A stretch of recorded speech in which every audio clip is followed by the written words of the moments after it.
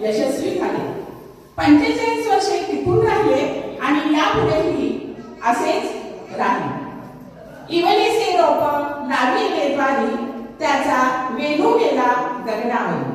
या अभंगाप्रमाणे आमच्याही मंडळाच्या रोपट्याचे रूपांतर वटवृक्षामध्ये झाले.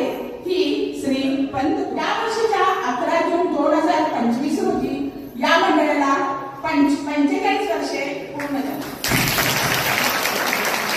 सद्गुरूंची सामूहिक प्रार्थना आपण आता करणार आहोत. मी सौ सुनीता चिंचणीकर आणि सौ मीना ढेकळे यांना मंगलाचरण सादर करण्यासाठी मंचावर आमंत्रित.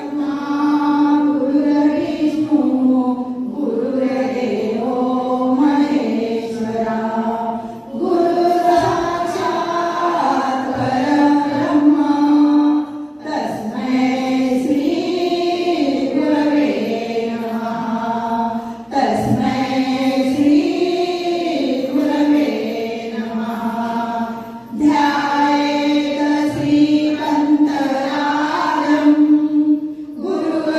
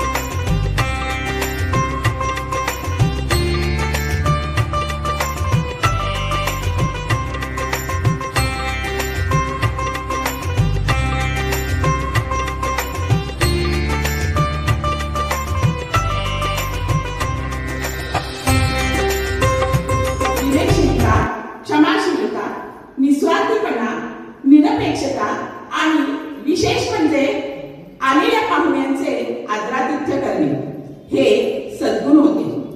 स्वतःच्या पती पत्नींच्या नात्यापेक्षाही श्रेष्ठ असे अवधूत संप्रदायाचे गुरु शिष्याचे नाते यमुनाकांनी जपले.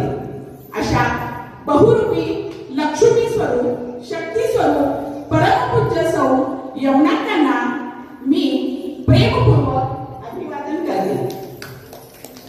त्यांना शब्दरूपी स्तुती सुमने उधळून आज त्यांचा गौरव करणार आहोत. मी सौ सुषमा, सौ मनीषा आणि मंजुषा यांना त्यांची स्तुती करण्यासाठी मंचावर निमंत्रित करते.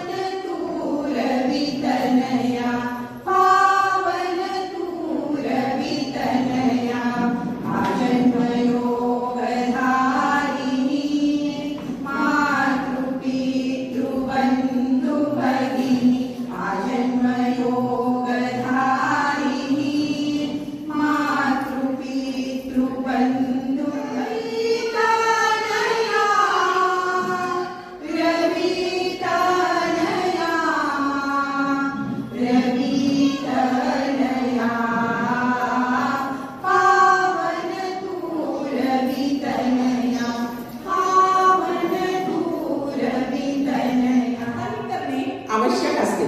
मी सौ कांचन जांभोळकर यांना प्रास्ताविक करण्याची विनंती करते. अध्यक्ष महाशय, प्रमुख पाहुणे, गुरुबंधू व गुरुभगिनी, आज आपण आपल्या मंडळाचा वर्धापन दिन साजरा करण्यासाठी जमलो आहोत. सुरुवातीला श्री नारायण किल्लेकर यांचे स्मरण करून प्रास्ताविक करण्यास सुरुवात करते. आपल्या मंडळाची स्थापना करण्यासाठी श्री नारायण किल्लेकर यांचे फार मोठे सहकार्य लाभले. मंडळाच्या प्रत्येक कार्यामध्ये आमच्या मंडळाच्या अध्यक्षा श्रीमती सुनंदा किल्लेकर यांना प्रोत्साहन देऊन मंडळ कसे चालवायचे याचे मार्गदर्शन ते वेळोवेळी करीत असत. आमच्या मंडळाची स्थापना 1980 साली परमपूज्य अण्णाकाकांच्या अध्यक्षतेखाली झाली. अण्णाकाकांनी त्यावेळी आशीर्वाद दिला होता की आज हे बी रोवलेले आहे, पुढे याचे मोठ्या वटवृक्षात रूपांतर होईल. आज त्यांचा आशीर्वाद खरा ठरला आहे. सुरुवातीला मंडळामध्ये आम्ही फक्त 5 बायका होतो, आता 50 बायका आहोत. मंडळाची स्थापना झाली त्याच वर्षी अमृत महोत्सवी वर्ष साजरे करण्यात आले होते आणि आज आम्हा बायकांचे जीवन अमृतमय होऊन गेले आहे. आमच्या अध्यक्षा सुनंदा किल्लेकर यांनी हे मंडळ 45 वर्ष व्यवस्थितरित्या चालवले आहे. आता मंडळाचे 46वें वर्ष चालू आहे. कोणतीही नवीन योजना आखायची असेल तर सर्व बायकांना सांगून सर्वांच्या सहमताने अंमलात आणतात. आम्ही बाहेरगावी पंतप्रधानांच्याकडे मंदिरातून भजन सेवा करण्यासाठी जात असतो. त्यातून जो निधी मिळतो तो मंडळासाठी खर्च करण्यात येतो. आमच्या अध्यक्षा सर्व खर्चाचा तपशील जानेवारीमध्ये हळदी कुंकू समारंभाच्या वेळी मंडळासमोर सादर करतात. श्री गुरुदेव दत्त. नमस्कार. सद्गुरू श्री पंत महाराजांना वंदन आणि व्यासपीठावरील मान्यवरांनाही वंदन.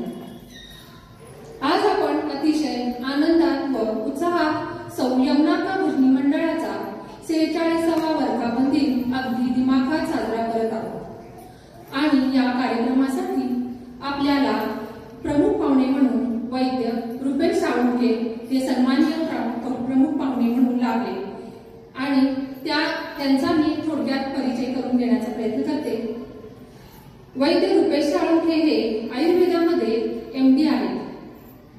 अद्रिवरद multi speciality Ayurveda centre, Somwarpeth, Tilakwadi, Belgaum या चिकित्सा केंद्राच्या माध्यमातून गेल्या 20 वर्षापासून ते रुग्णांची अविरत सेवा करत आहेत. SBSAMC मुंडरगी गदग येथील वैद्यकीय महाविद्यालयात प्राध्यापक तसेच वैद्यकीय उच्च शिक्षणाचे अध्यापक म्हणून कार्य पाहतात. आतापर्यंत 1.5 लाखांपेक्षा अधिक रुग्णांना कौशल्यपूर्ण आयुर्वेद चिकित्सा देऊन पूर्णपणे त्यांनी बरे. अतिशय गोड कार्यक्रम म्हणजे मान्यवरांचा सन्मान.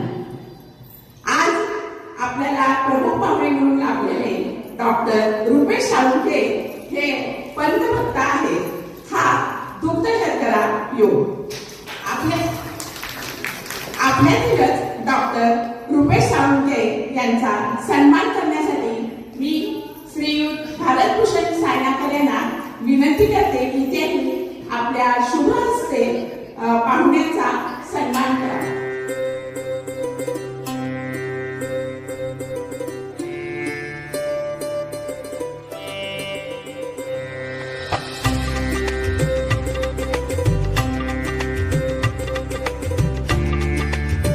विशेष लक्ष देणारे आमचे लाडके व्यक्तिमत्व म्हणजे दत्त संस्थानचे अध्यक्ष परमपूज्य राजन पंत बाळगुटे यांचा सन्मान करण्यासाठी मी श्री पंत भक्त मंडळाचे अध्यक्ष श्रीयुत आनंद किल्लेकर यांना मंचावर आमंत्रित करते.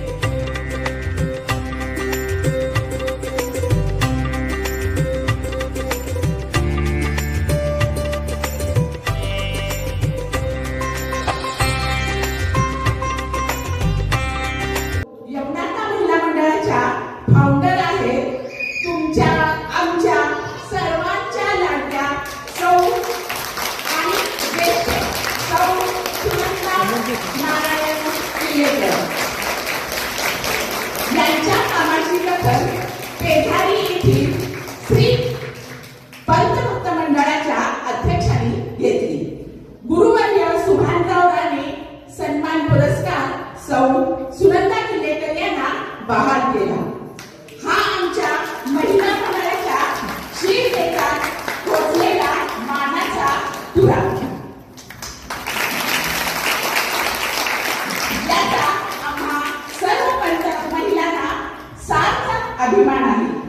श्रीमंतांवरचे मंडळावरील प्रेम म्हणूनच त्यांनी हा कृपाशीर्वाद सौ सुनंदा किल्लेकर यांच्या पाठी सर्वांनाच दिला. सौ सुनंदा किल्लेकर यांचा सत्कार करणार आहोत. मंडळाच्या ज्येष्ठ सदस्या श्रीमती शिरोडकरताई आणि सौ सुलभा मातोडकर यांना मी विनंती करते की त्यांनी आपल्या शुभ हस्ते आपल्या अध्यक्षांचा सन्मान.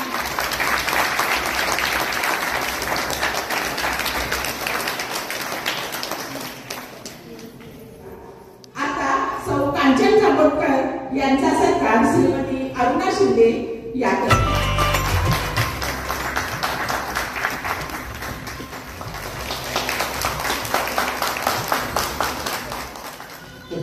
आता तुम्ही वाईट वाटून घेऊ नका, खरी गोष्ट आहे. आता दोन सासवा जमल्या की ते सुनेचं गुणगान करायला लागतात. आता काय गुणगान करतात तुम्हाला माहिती, आणि दोन सुना जमल्या की ते सासवाचं गुणगान करायला लागतात. आणि ते विषय संपले की मग साडीवरती येतात. बाजीमध्ये घेतलीस साडीमध्ये घेतलीस. आणि हे सगळं झाल्यावरती मग जो वेळ मिळेल त्याच्यात मग एक दोन भजनं म्हणायची, प्रसाद घ्यायचा आणि मग निघून जायचा. मग आता हे किती वेळ तेच म्हणणार सांगा. मग ते कंटाळतात आणि मग ते भजनी मंडळ तिथं बंद पडतं. पण ह्याला अपवाद म्हणजे हा यमुनाका भजनी मंडळाचा. त्यांनी सासवांना बाजूला केलं, सुनांना बाजूला केलं, साड्याबद्दल बोलले नाही. त्यांनी केलं काय तर फक्त आणि फक्त पंतांचं भजनच केलं. आणि त्यामुळे म्हणजे हे दोन मला सांगायचे दोन सातत्य. त्यातलं पहिलं सातत्य काय आहे तर त्यांनी या सगळ्या गोष्टींना बाजूला केलं आणि फक्त पंतांच्या वर्षी श्रद्धा ठेवून मनोभावे पंतांचं भजन केलं आणि ते सातत्य टिकवलं. हे पहिली गोष्ट सातत्याची. आणि दुसरं सातत्य काय तर जी रोवलं गेलं भजनाचं ते पुढं पिढ्या चालू आहे. आता उदाहरण घ्यायचं तर आता बहिणी ज्या आहेत त्या आता पणजी आहेत. त्यांचा मुलगा इथं आहे, त्यांची म्हणजे सून आहे इथे. पहिल्या त्यांची मुलगी तुम्ही हात वर करा, हा. त्याच्यानंतर त्यांची मुलगी, त्यांचा मुलगा हा मुलगा, त्याच्यानंतर त्याची सून, त्यानंतर तू हात वर कर, नाचून, आणि तिची मुलगी ती सुद्धा इथं आहे आता 3 वर्षाची. म्हणजे काय झालं, ह्या चारही पिढ्या या हॉलमध्ये उपस्थित आहेत. म्हणजे त्यांनी 3 वर्षाच्या त्या मुलीलाही चांगले भजन शिकवलेलं आहे, हे महत्वाचं आहे. आणि आता काय म्हणतो आपण, आजी, सोन आणि नात हे तर बरेच जण आहेत इथे. म्हणजे ते पिढ्या यायला लागले. याचा अर्थ काय झाला की हे जे रोप लावलंय ते इथंच थांबणार नाहीये, ते वर्षानुवर्ष पुढे जाणार आहे. आणि हे 45 वर्ष का तुम्ही 100 वर्षानंतर पुन्हा एकदा जमणार आहात. 100 तुम्ही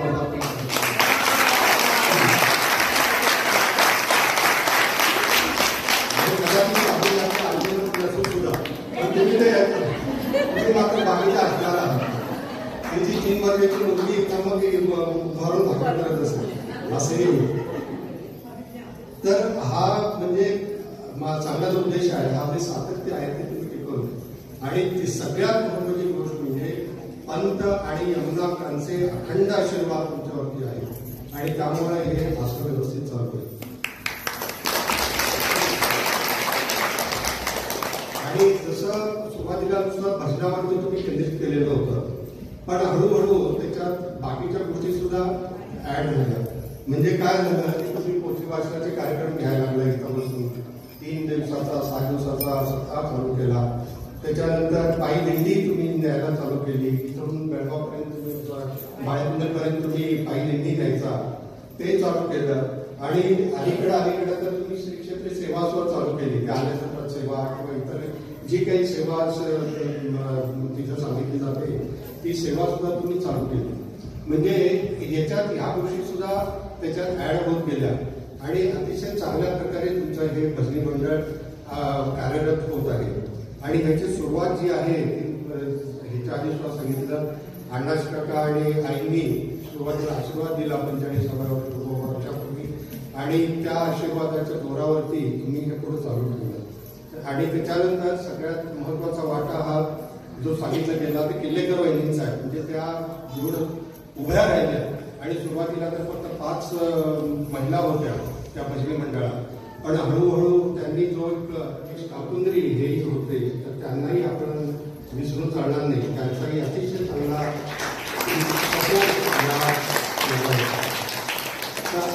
अशा प्रकारे इतके सगळ्यांचे आशीर्वाद आणि तुमचं सातत्य यामुळं हे मंडळ आतापर्यंत इथंपर्यंत झालेलं आहे.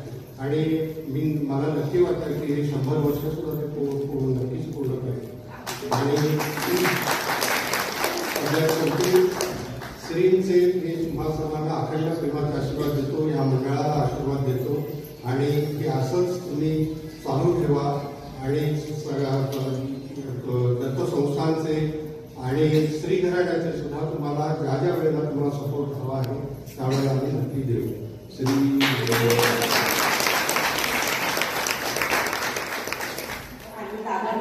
भरभरून कौतुक आमचं केलं नाही असं होतच नाही. तर त्यांच्या कौतुकामुळे ह्या मंडळाला अजून प्रोत्साहन मिळतं आणि अजून काहीतरी नवीन करण्याची उमेद निर्माण होते. धन्यवाद दादा. त्यानंतर मंडळाच्या अध्यक्षा सौ सुनंदा किल्लेकर यांना मी विनंती करते की त्यांनी आपले मनोगत व्यक्त करावे. तुम्ही पाहतच आहे की किती मोठा वटवृक्ष झाला आहे. या कार्यात श्री नारायणराव किल्लेकर सरांचे फार मोठे सहकार्य लाभले आहे. त्यांनी त्या मंडळाचे नाव सुचवले व प्रत्येक कार्यात ते प्रोत्साहन देत होते, मार्गदर्शन करत होते. एक म्हण आहे की एका यशस्वी पुरुषाच्या पाठीमागे बाई असते, त्याचप्रमाणे माझ्या पाठीशी किल्लेकर सर होते. म्हणूनच मी पंतकृपेने आजही मंडळात कार्यरत आहे.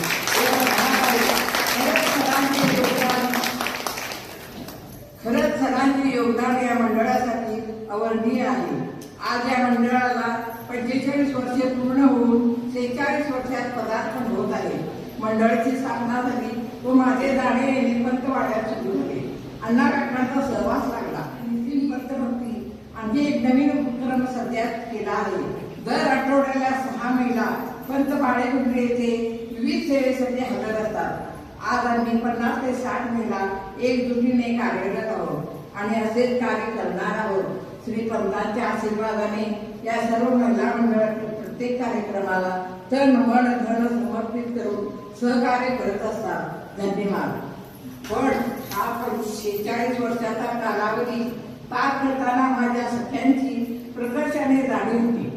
त्या म्हणजे अंबू काकी दड्डीकर, गोदावरी गायचारी, प्रमिला काकी, माधू काकी, शांता मावशी, नलिनी देशपांडे, इंदू पातुरकर, पार्वती ढेकुळे, माधुताई पालकर, रमेश कारकुंद्रीकर, नारायण किल्लेकर या सरांची आठवण होते.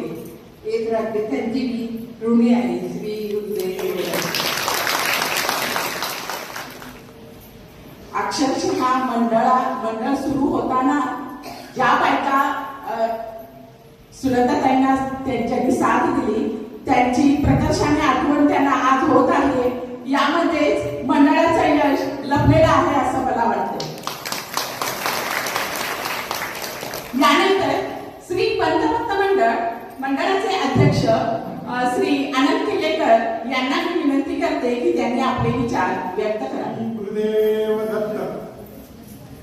मंचावर उपस्थित श्री घराण्याचे अध्यक्ष दत्त संस्थान राजेंद्र बंदरबाई कुंद्री, रुपाताई आणि डॉक्टर रुपेश साळुंके. आता त्यांचा परिचय तुम्ही सगळ्यांनी बघितला. खरोखर त्या परिचयामध्ये सांगितल्याप्रमाणे त्यांचा दवाखाना नसून ते एक देऊळच करून टाकलेलं आहे. इतकं सुंदर आम्हाला पाहुणे मिळालेले आहेत. आणि माझी आई तेव्हा सगळ्यांचीच आणि म्हणायला हरकत नाही. 25व्या वर्षी माझ्या आजोबांना श्री पंतबंधू गोविंदराव पंतबाई कुंद्री यांचा अनुभव झाला. त्यामुळे माझे आजोबा 25 वर्षाचे होते. आणि खरोखर आज आपण जे म्हणतो की अमनाका महिला मंडळाचं बीज रोवलं गेलं, ते बीज रोवलं गेलं 1925 साली. आणि ते विकासाचं कामं केले. आणि त्यांच्याबरोबरचे सहकारी होते भावकांना सापले, बामणेकर, सोमनाथ सोंगाडी, त्याच्यानंतर बाळू बंडू जाधव त्यांच्या ते सुद्धा होते. त्याच्यानंतर चकण्या मारुती म्हणून त्याला चकण्या मारुती म्हणायचे. त्यावेळेला हे आजोबा एकतारी घेऊन गल्लीमध्ये 1925 साली भजन म्हणायचे. आणि त्या भजनामध्ये ते वेगवेगळे त्यांचे साथीदार कोण गवळणी म्हणायचे, कोण एखाद्या ज्ञानेश्वराचा अभंग म्हणायचे, कोण तुकारामाचा अभंग म्हणायचे. आणि आजोबा त्यावेळेला एकतारी घेऊन कंदिलाच्या याच्या प्रकाशामध्ये जगदंबी मी बाळतो आहे तो फळ म्हणायचे. करत असताना ते गणपती वगैरे कुणाच्या घरी असेल तर तिथं भजनाला जायचे सगळ्या आपल्या मंडळी नवीन. तेवढा बायका ज्या नव्हत्या ते पुरुष सगळे जायचे त्यावेळेला भजन म्हणायचे.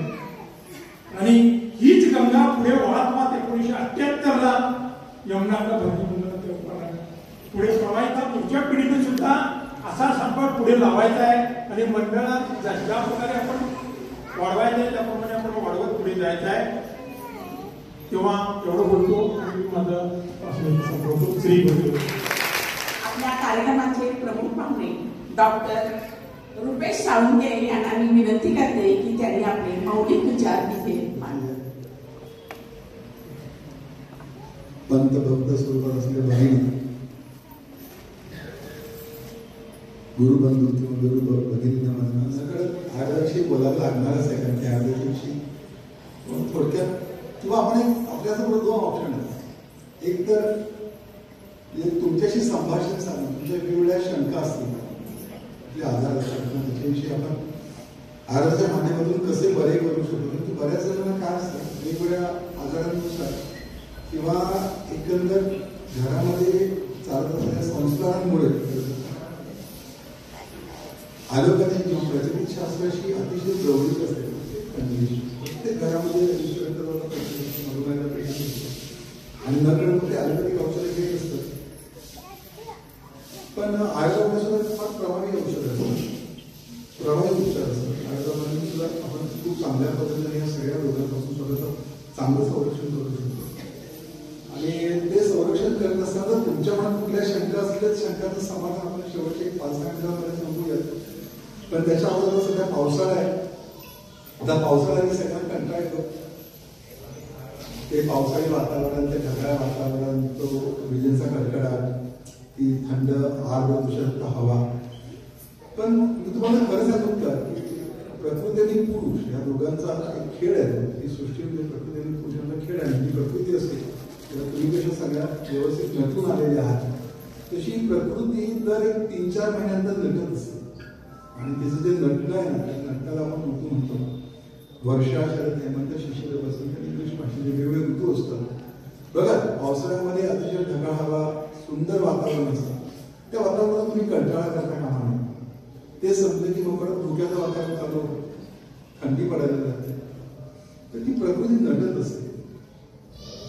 प्रकृती मला जो हा आविष्कार आहे तो आपण अनुभवण्यासाठी आपल्या स्वतःमध्ये काही विशिष्ट बदल करायला लागतात.